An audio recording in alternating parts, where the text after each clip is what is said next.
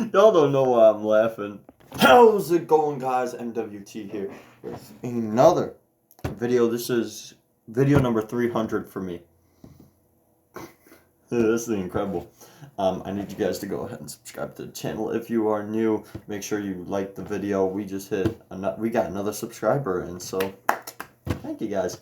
We're going to keep this gravy train rolling because we got some games to go over. We got 13 games to go over. Friday, November 29th, a recap. So, let's get right into it with our first game. The Nets taking on the Boston Celtics. And this time, the Brooklyn Nets won this game 112-107. And what was a surefire game. Boston's main scorer, Jason Tatum, with 26 points, 9 rebounds, 4 steals, but 6 turnovers. Brooklyn's main scorer, Spencer Dinwiddie, with 32 points, 5 rebounds, 11 assists, 2 steals, and 2 blocks.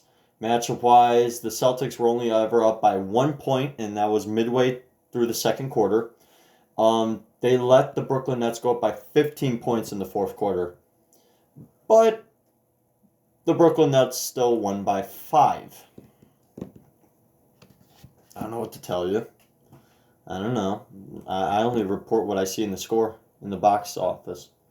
Box score. Box office score. Box score office. Now, the next game we got to go over. Detroit taking on the Charlotte Hornets. Unfortunately, the Charlotte Hornets won this game 110-107. They are ruining their tank. Yes, I said it. They're supposed to be tanking. Why are you trying to win games? Charlotte's main scorer was P.J. Washington with 26 points, 5 rebounds, 3 assists, 4 steals. Detroit's main scorer off the bench, Derrick Rose, with a vintage 23 points, 2 rebounds, 4 assists. Performance matchup-wise, oh boy, this is interesting because the Hornets were up by 7 points during the first quarter. They blew that lead. Then they get the lead back, and then it's really back and forth. Then the Pistons go up by 8 points midway during the fourth quarter. They blew that faster than you can say Detroit hasn't won a championship since 2004. And then yeah, for some reason, the Hornets win by 3. 24 lead changes in this game. I say 2004? I think I meant 2003. I don't know what I said.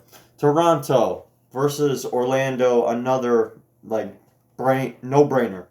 Toronto wins this game 90-83. Oh boy, 90-83. What a game. Toronto's main scorer, Norman Powell, with 33 points. He had 1 assist, 2 steals, and 1 block to go along with that. And then for the Orlando Magic, Evan Fournier with 19 points, 4 rebounds, 6 assists, and 2 steals.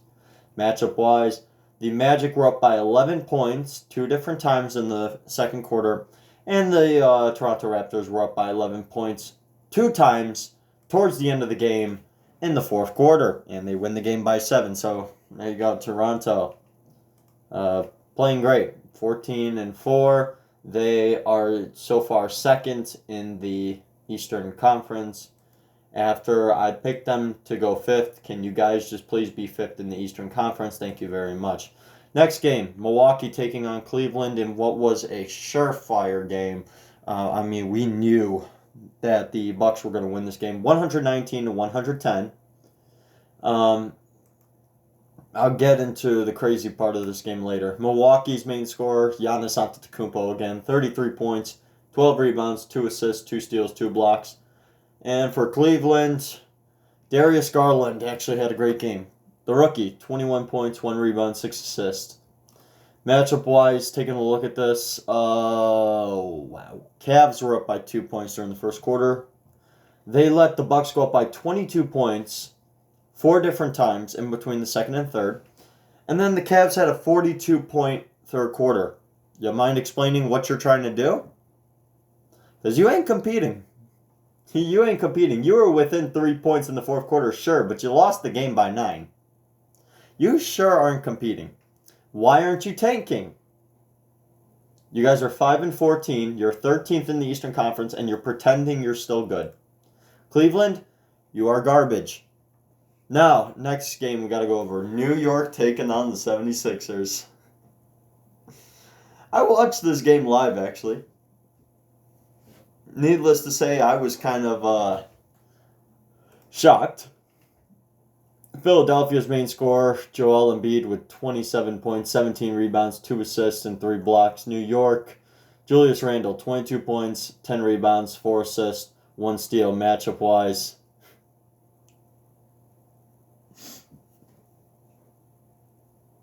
the New York Knicks were up by 16 points in the second quarter. Let me say that again. The New York Knicks were up by 16 points towards the end of the second quarter.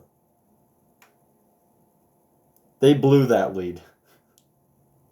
Let the 76ers go up by a lead of 7 points towards the end of the game and win the game by 6.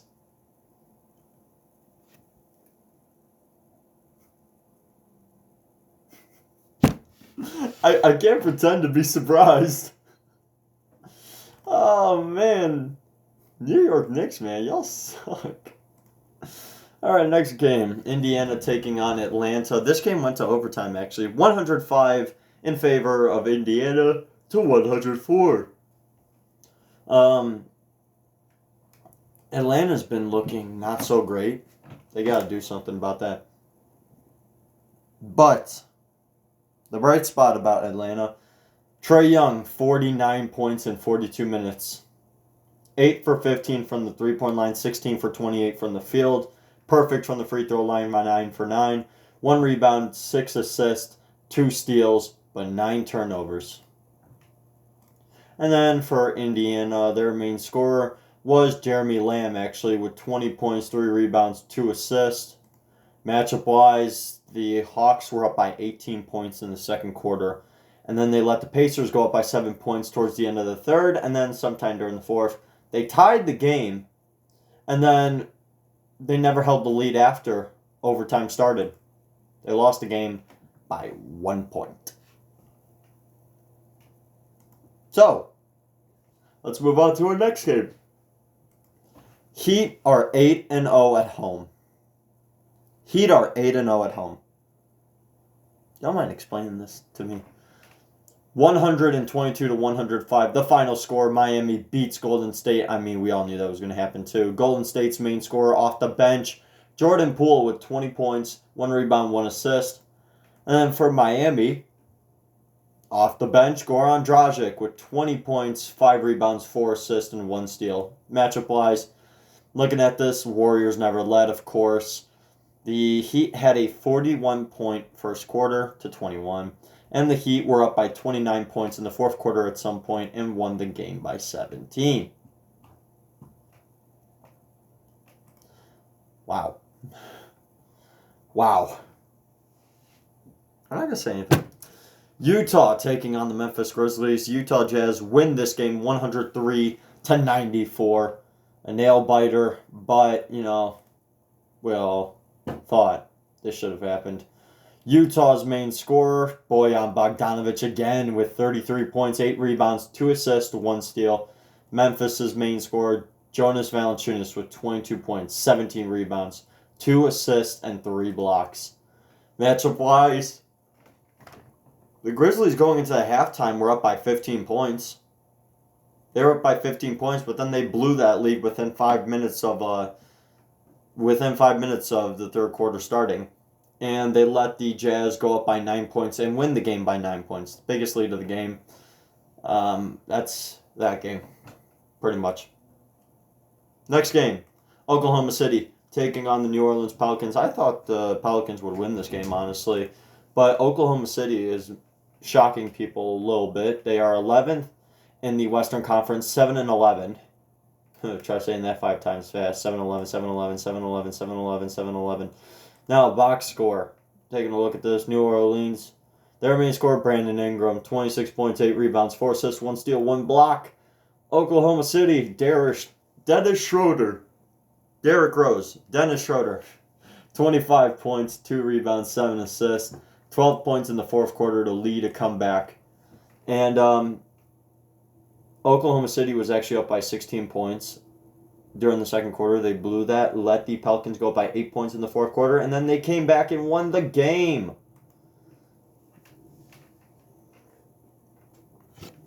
So, next game, let's roll on right to it. San Antonio taking on the Clippers. After I talk bad about San Antonio, they win.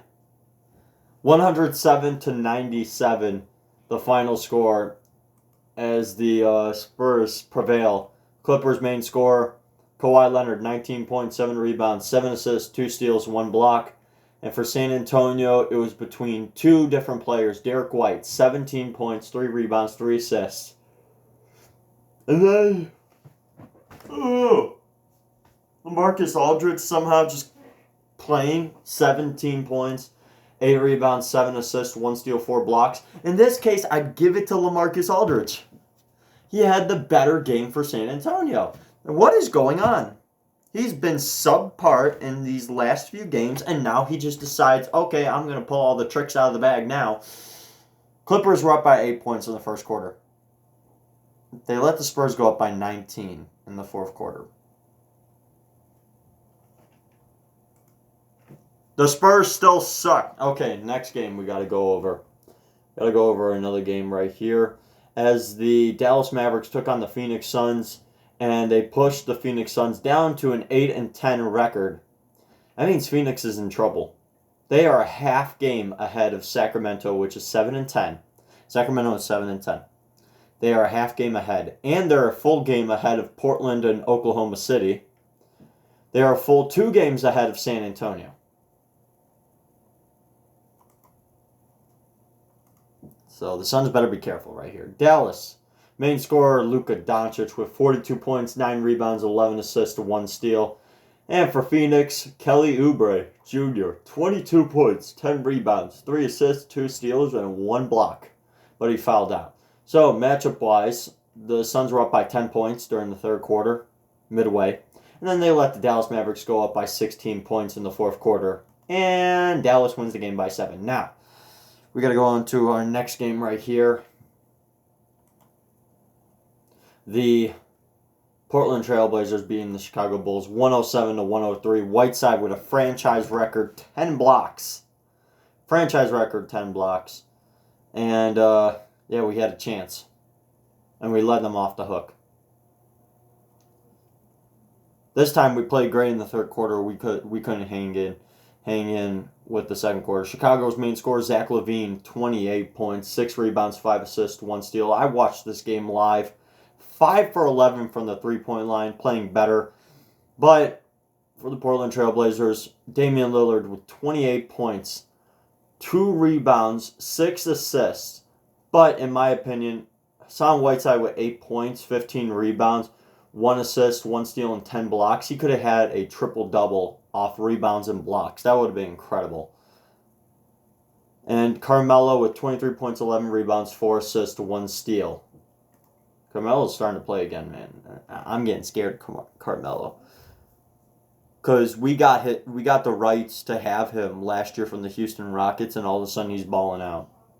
Now, the Bulls were up by 7 points in the first quarter, and they let the Trailblazers go up by 12 points in the third quarter, but then they started mounting a comeback. In the fourth quarter, they tied the game, but then they let them off the hook.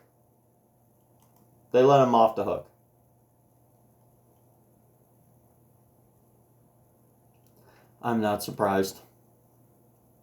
I still want my Bulls to win 30 games, so make it happen. And now the Lakers versus the Washington Wizards. 125-103, the final score. We knew that was going to happen. Box score right here. Washington's main scorer, Bradley Beal, 18 points, 3 rebounds, 9 assists, and 2 steals for the Lakers. Anthony Davis playing like a true MVP. He's the MVP of the team. 26 points, 13 rebounds, 2 assists, and 3 blocks. A plus 28. Matchup-wise, the Wizards were up by 11 points. Oh, my God.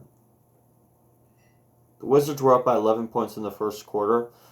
In the third quarter, the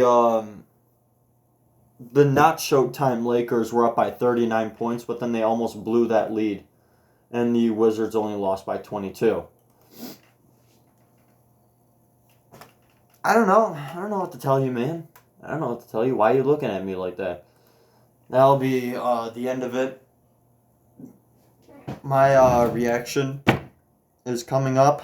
It's going to be Dallas taking on the Phoenix Suns. So stick around for that one. And make sure you guys subscribe and like the video, because more content like this coming out. All right? So, yeah. You guys know your MVPs.